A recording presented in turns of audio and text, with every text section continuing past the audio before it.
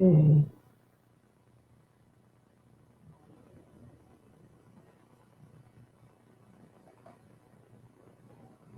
What's the error?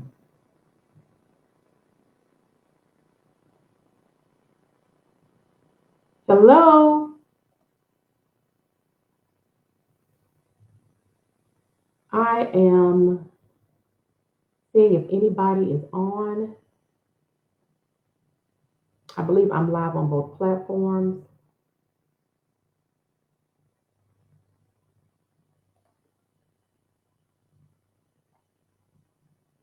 Can anybody see or hear me? Anyone?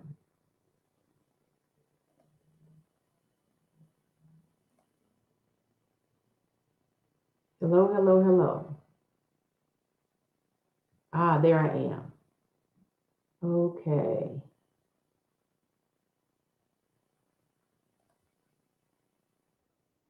Hello.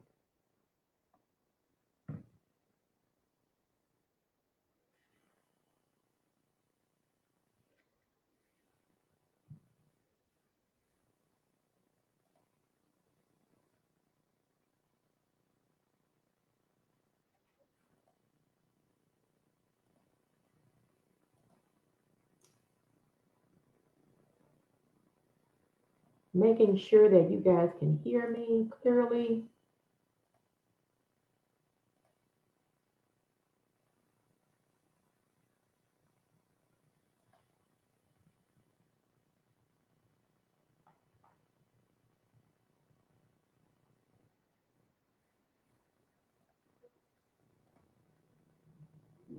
Yes, yay.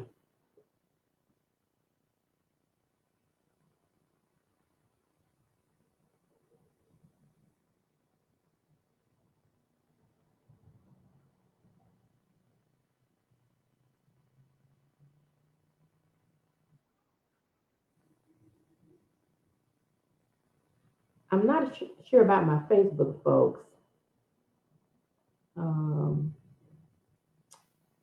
let's see.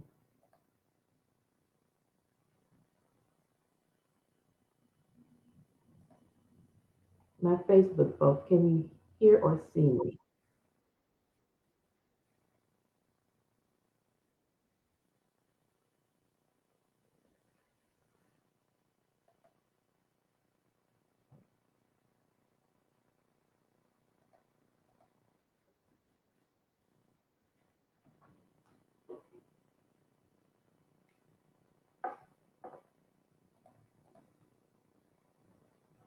Okay, thank you for checking.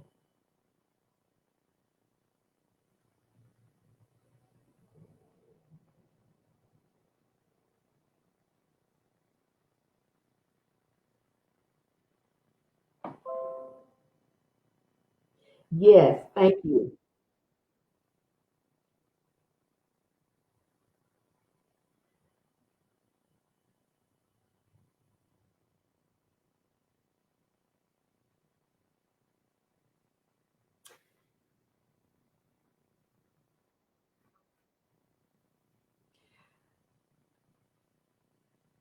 All right, welcome everybody. There seems to be a bit of a delay on my end with you hearing me, but we're going to go ahead and get started.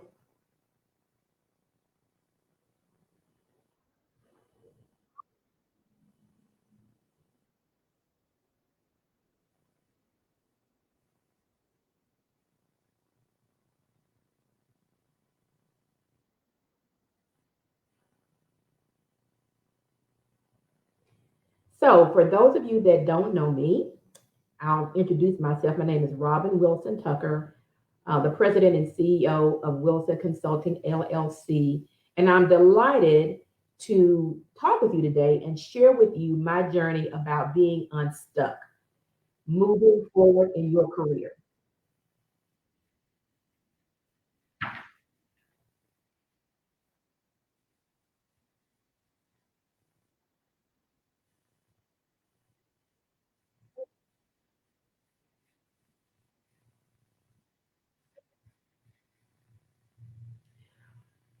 So, for those of you that know me, and I see a lot of my college alum, dear friends, MBA cohort members, Soul Shift sister members, and others, and some of you I don't know, but welcome.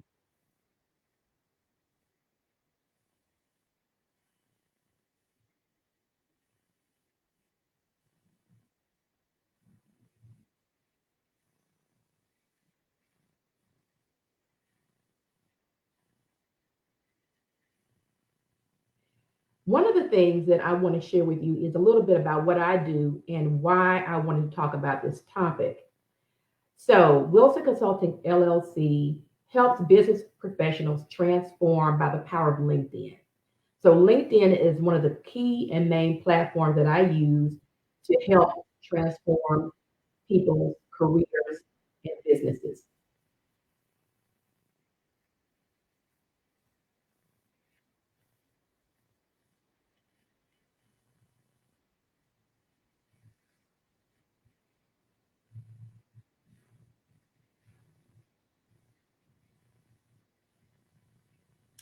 Also, one of the things that that's passionate for me is really helping people excel where they are, and it's key in order for me to do that by the services I provide. And I'll talk a little bit about those towards the end of this session, how you can work with me. But I do want to share my journey. I've had so many people reach out to me and ask me, Robin, how did you shift in your career? How did you shift into going into business? And I don't claim to be a career coach expert, but what I do know is that you have the power to change the trajectory of your career, whatever that is you want it to be.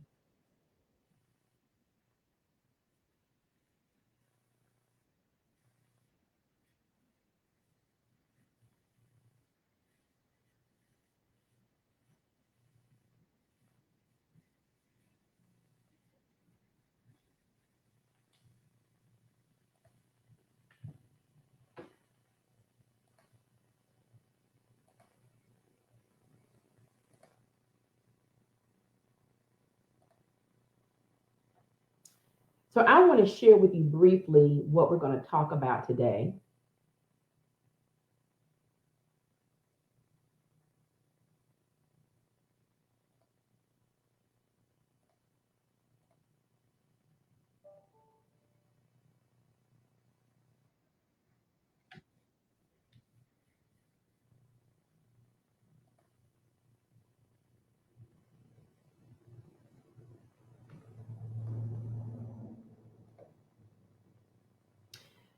So you guys should be able to see a slide on the screen that says Unstuck moving forward in your career. This is not a long presentation by any means. This is just some notes, some nuggets for you to glean on as we talk about this topic of being unstuck.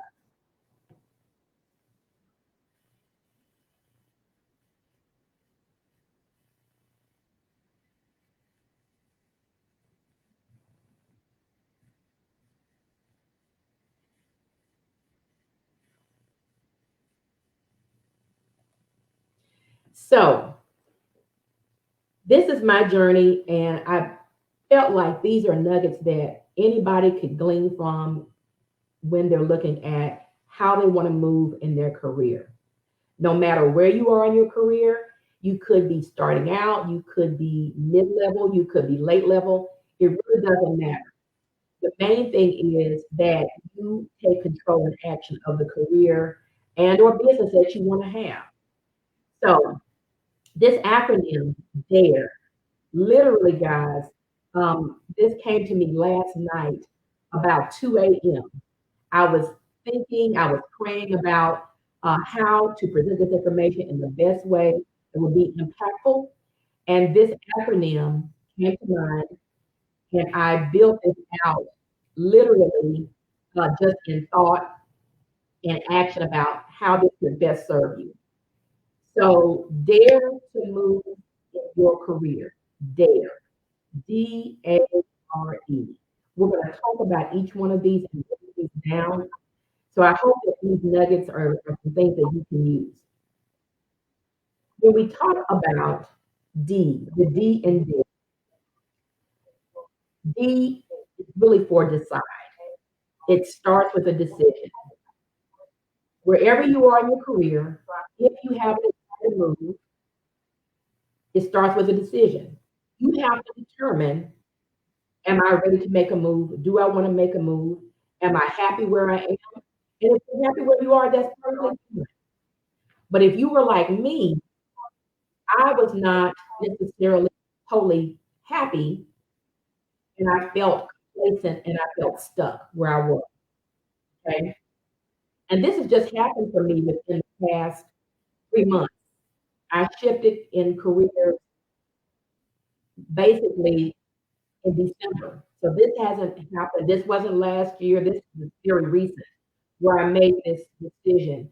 But there were some steps leading up to that that I took that we're going to talk about in the daring to move in your career.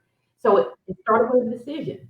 I had to decide that I was ready to make a change, that I wanted something different, that I wanted more growth, that I wanted more of a challenge.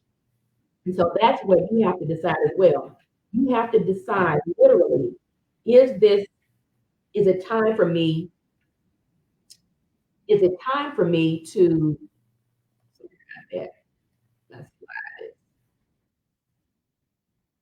okay, sorry about that. But you have to make a decision on, are you ready to move? Are you ready to grow more? Have you tapped out? Because sometimes you get to a spot, you get to a company, and you have learned everything that you can. You have grown. Maybe you've been promoted while you're there, but you hit a plateau. And if you hit a plateau, that's okay. But you need to recognize and realize that if you do hit a plateau, then it's time to do something different. Now, one thing I want to say about making a decision, if you have been in a level of comfortability at any point in your career where I was, I was very comfortable. I was very convenient, very comfortable where I was, but I realized that I was not growing. Okay, and sometimes complacency and comfortability can lead to stagnation. And you have to recognize that for yourself.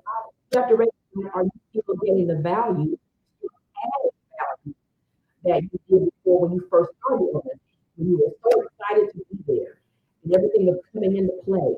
Do you still have that same fervor or favor at your role? Now, you have to make that decision for yourself. But the D in dare starts with a decision. You have to make a decision if you're ready to move to the next phase in your career, to the next level, to whatever. Okay. The A, the A in there is a two-part: assess and action. When you assess where you are in your career, if you're looking to make a move, if you make a decision and say, okay, yes, I'm ready to make a move, I'm ready to explore other opportunities, maybe get into a different field or related field, assess where you are. Are there gaps? Are there certifications or anything that you need to get? Are there any special skill sets that you need to brush up on? Maybe you want to get into project management, but you did project management work maybe 10 years ago. Maybe to brush up on. You may need to take some classes. There may some maybe some things you do when you're in to get ready and assess where you are. And then once you assess where you are, with gaps, then you want to plan, have an action plan or a timeline of where you want to be. Okay. So you assess if you need to take a class, you need to break up on a skill set. Also, during this A phase, assess and action, you also want to tap into your network. This is where LinkedIn comes into play so greatly. Okay. You want to make sure that during this assess and action, you are tapping into your network. Now, this is not about trying to build and get 500 contacts in your LinkedIn. This is not what this is about. This is about quality versus quantity.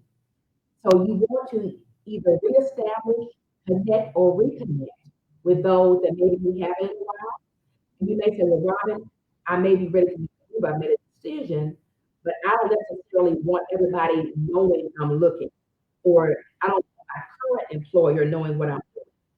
I get it. I was there. There are ways that you can tap into your network without everyone knowing that you're looking, right? You can make yourself open to companies and recruiters on LinkedIn privately without you having an open to work banner around your picture. You don't have to do that. But the main thing that you do want to do is you want to make sure that you're open for people to find you. Okay. That your LinkedIn profile is up to date, that it's optimized, that you have the best chance of being found, that it's attractive. Do you have an up to date current headshot? Do you have a tagline under your name that attracts? Are you using hashtags under your name, under your title and name, so that when they do a hashtag search, your information will come up? These are the things that you can do to tweak your profile to make you more visible. LinkedIn algorithm works a lot like Facebook in the sense that the more you comment, post, like, and share, your visibility increases. So when you comment on people's posts, when you make a post, this helps your visibility. Also, if you made a decision that you want to shift in your career, you tap into LinkedIn, you tap into networks that maybe work with the past, maybe those that companies that you want to explore, maybe look at connections you may have in other potential companies. One thing that you want to do is you want to make sure that you are tapping into these resources on a regular basis. So if you haven't been on LinkedIn for a while, you need to be very intentional, especially if you're looking to move your career at least at a minimum once a week. That shows the seriousness of your move, of your shift.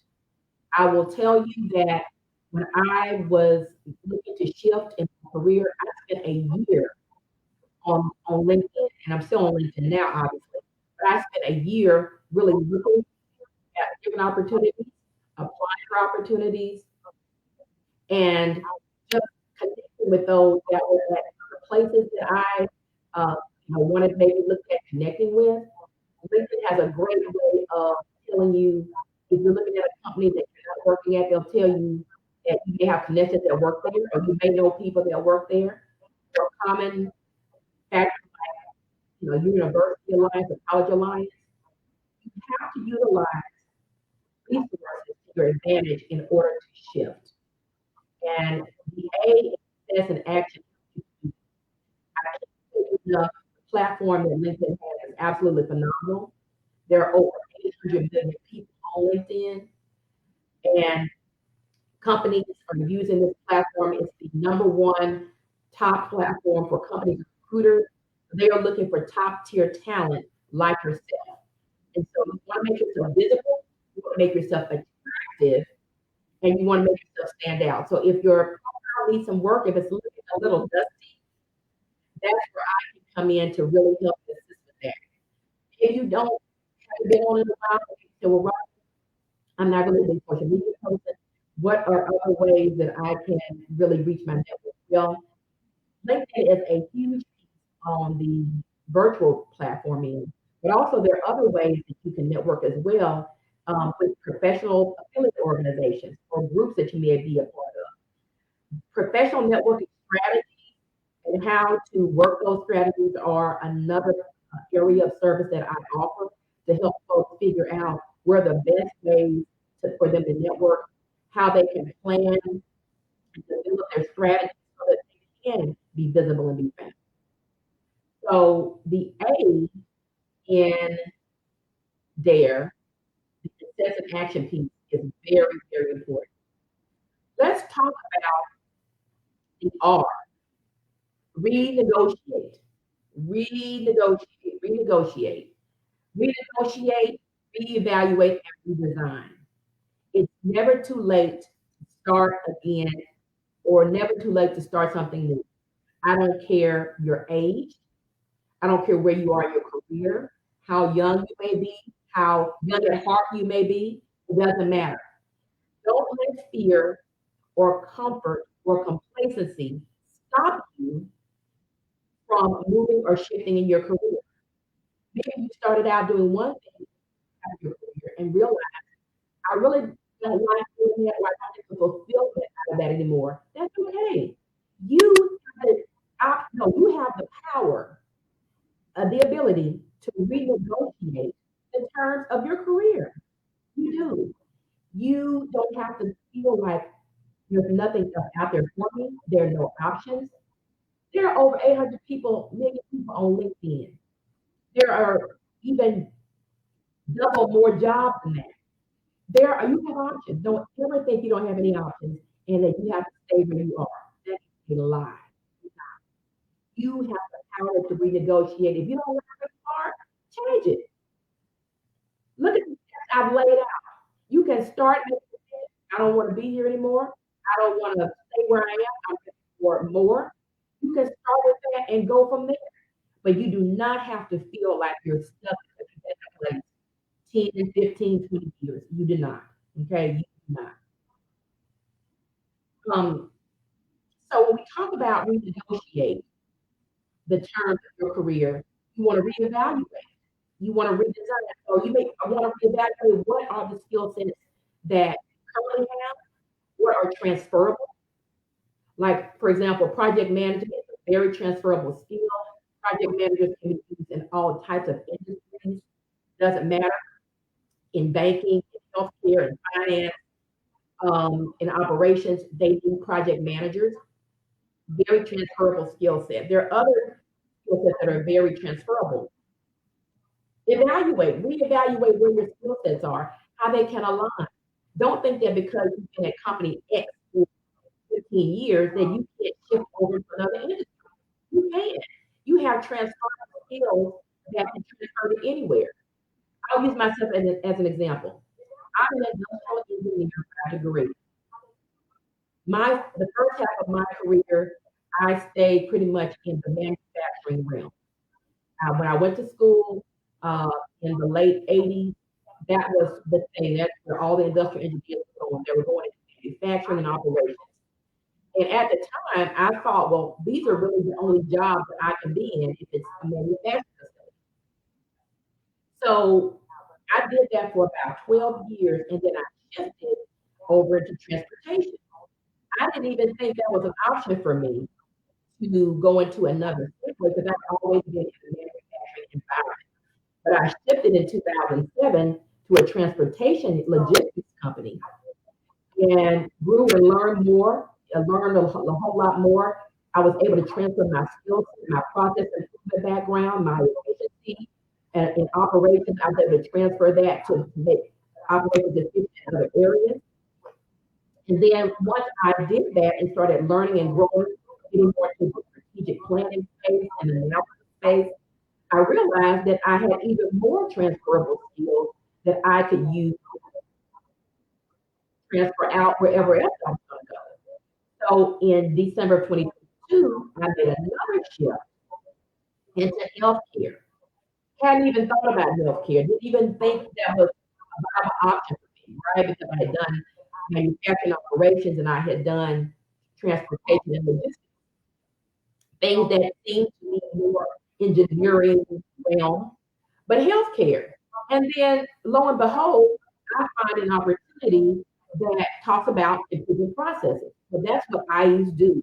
They improve the processes, they improve processes and efficiencies. That can be in any area, that can be in banking, that can be in healthcare, that can be in any industry. So I said, I'm going to go for it. And let me tell you something else. When you're looking at renegotiating, reevaluating, and redesigning how you think about opportunities, especially to my ladies on the call. Ladies, it has been statistically proven that when you look at a job description, if we don't think we meet 80% of the criteria, we don't apply.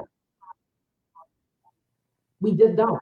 But a man will look at the same job description that we look at And if they see two things on there that they do, they'll be like, oh, yeah, I can do that. I can apply. We have to get out of the mindset as ladies, women, that we have to check off all the boxes before we can even do anything. We don't have to do that. We do not have to check off all the boxes. We can check off one box. You never know unless you try. Don't let the fact that you don't check off 80% of the boxes scare you away. Say, well, no, no, I can't do that. I can't apply for that because I don't have all the criteria. I don't meet 80%. Stop it. That's a mind shift and a mindset that we need to get into. We don't have to have all the boxes checked. If we know that we have the skills and capabilities, apply, go for it. It's okay. Okay. Our male counterparts do it every day.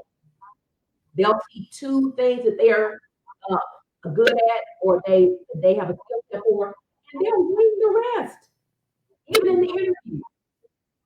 So don't shy back from if you see an opportunity to apply for it because you can do it. Okay. And redesign. This is how you want your next role to be. If there are certain things you want to get back into that you haven't done for years, how do you see yourself in the next role? How do you see yourself as a value add to the next company that you apply for? Like I said, you have to renegotiate your career how you want. You're interviewing companies and researching them just like you're researching. You have every right to know and understand how you would fit the culture, not just the benefits and salary. That's the whole thing about renegotiating because if you're at a current position and you're going to a new role, you don't want to go for anything less than 15%. That's just my train of thought. Okay. It's not even worth your time if you're not going for 15% or more to the next opportunity. That's for another conversation. But just an FYI thing. However, you have the power to do that. And so redesign and create. I'm telling you what I know. Jobs, companies will actually, they will literally create positions for you. If you are the type of person that they need and you bring a skill set that they want, they will create a position for you. I've seen it done, it's happened for me. So you negotiate that, you write it down, make it plain of how you want to evaluate, how you want to renegotiate your next role. Even if you decide you want to stay with the same company and elevate to a new position, how does that work? Now, one thing I missed to say in the action and assess, when you're building your network, make sure you're reaching out to those that are mentors and sponsors.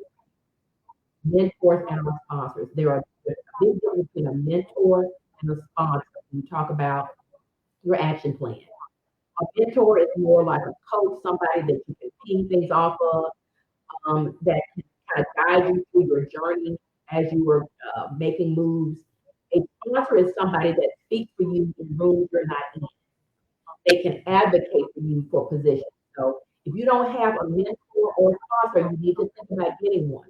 Now, sponsorship usually is not where you're asking people for that, but usually sponsorship comes along with the type of work that you do and the type of person that you are, and advocating in leadership for you. I got to get into a whole lot of that. That's a whole other conversation. But what I will say is that you do need mentoring for this process of shifting as part of what you're doing in your life. Now, we talked about D, make a decision. We talked about A, assess, and next we're going to talk about, we talked about R, excuse me, and then expectation. What's your level of expectation? Once you've done all these steps, start applying for roles, believe you're going to get the role. Believe that these things are going to happen for you. If you are putting in the work and doing the due diligence and you're consistent, you're applying, you're doing things, something will happen.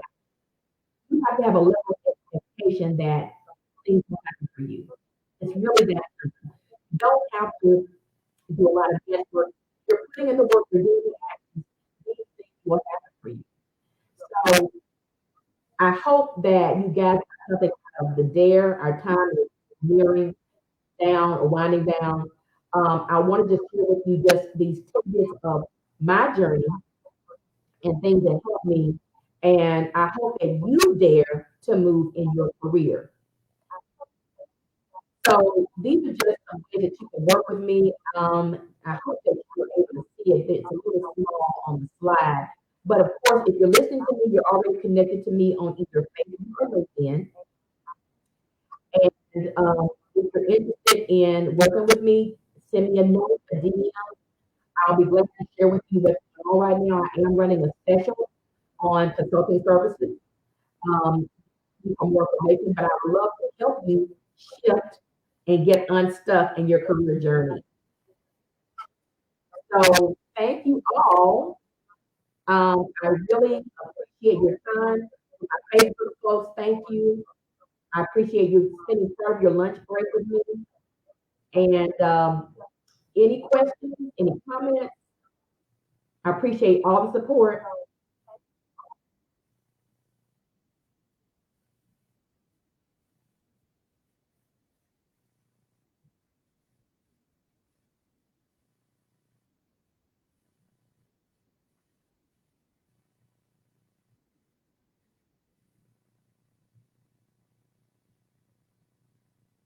I don't see anything in LinkedIn, and I can't see Facebook comments. But we're going to go ahead, and if you do have something that I didn't answer, please send me a note. And thank you guys. Have a wonderful Wednesday.